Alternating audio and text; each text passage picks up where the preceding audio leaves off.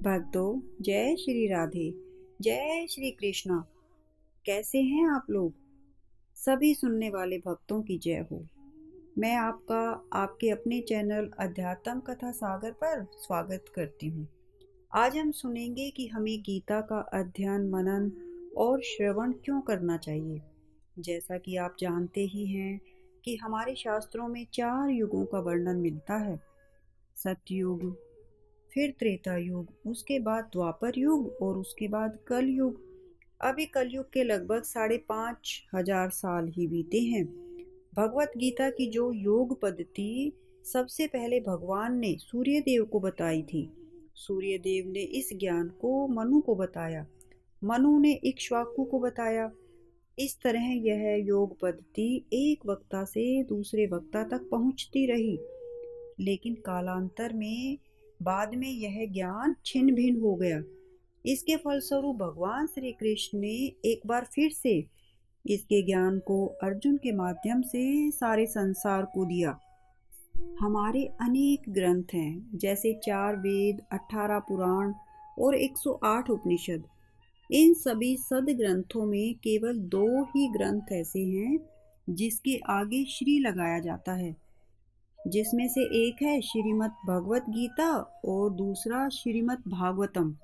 श्रीमद् भगवत गीता जो स्वयं भगवान की वाणी है, और श्रीमद् भागवतम जिसमें भगवान की लीलाओं का वर्णन मिलता है।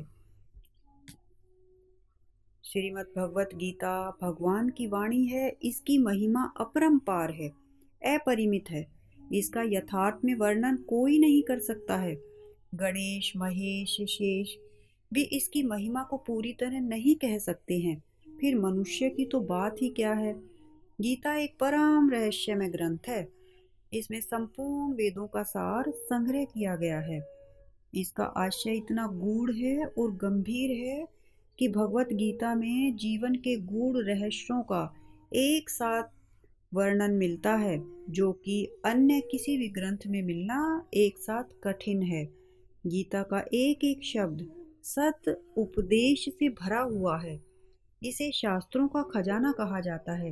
गीता का भली भांति ज्ञान हो जाने पर सभी शास्त्रों का तात्विक ज्ञान हो जाता है।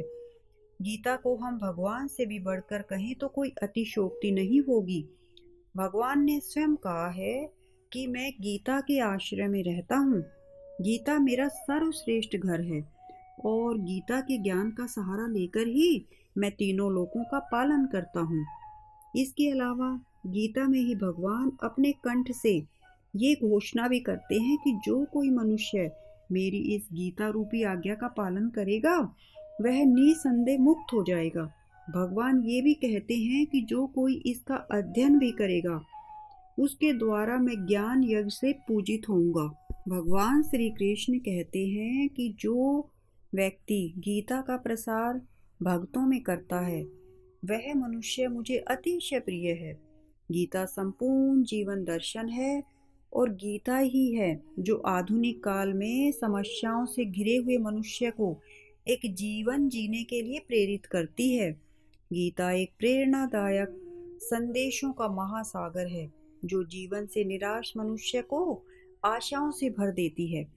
श्रीमद् भगवत गीता मनुष्य को जीने का सही तरीका बताती है। गीता धर्म, कर्म और प्रेम का पाठ पढ़ाती है। श्रीमद् भगवत गीता का ज्ञान मनुष्य के जीवन और जीवन के बाद के जीवन के लिए उपयोगी माना गया है। भगवत गीता में कुल 18 अध्याय हैं, 700 श्लोक हैं। हम सनातन धर्मियों के लिए यह कितनी गौरव की बात है कि गीता का एक ऐसा धर्म ग्रंथ है जिसको स्वयं भगवान ने अपने मुख से उत्पन्न किया है। स्वयं पद्मनाभ के श्रीमुख से गीता उत्पन्न हुई है। गीता का एक एक श्लोक, एक एक शब्द अमृत है। भगवत गीता रूपी अमृत में स्नान कर लें तो हृदय शुद्ध हो जाता है। ऐसा कहा जाता है कि गंगा का जल जो भगवान के चरणों से स्पर्श हो गया तो उसमें करोड़ों जीवों को पवित्र करने की शक्ति आ गई। तो क्या गीता में जो हमारे भगवान के मुख से निकली है उसमें मनुष्यों के हृदय को पवित्र करने की शक्ति नहीं होगी? जैसे शरीर का मैल साफ करने के लिए मनुष्य पानी साबुन का इस्तेमाल करता है, उसी तरह मनुष्य को अपने हृदय का मैल साफ करने के लिए गीता रूपी अमृत में स्नान अवश्य ही करना चाहिए, ही करना चाहिए, ही करना चाहिए, ही करना चाहिए।